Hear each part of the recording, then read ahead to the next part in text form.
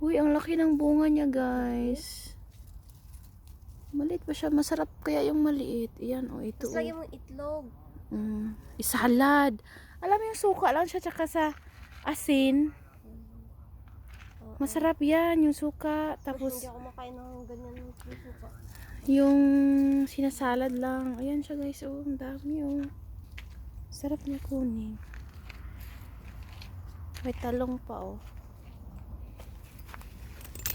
Uy, hala, ang sarap niya. Oh, mahaba na talong.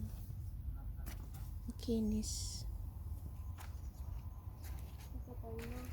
Meron pa dito, oh. Ang sarap hingiin. Wala kasi yung may-ari. Tinago yung bunga niya, be. Tinago, para hindi kunin siguro. Ishan yung may-ari nito nag-part. Yan na, maraming talong.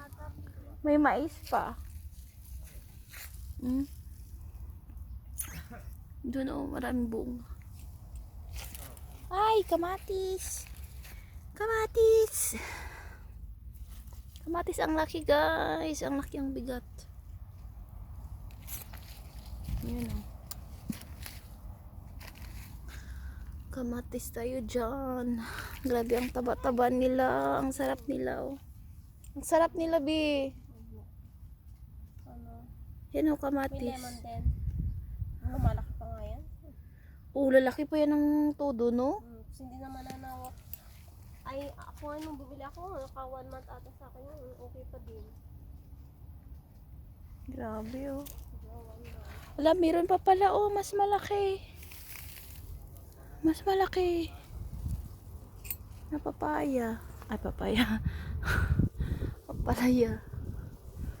Ang laki nila. Manghingi sana tayo.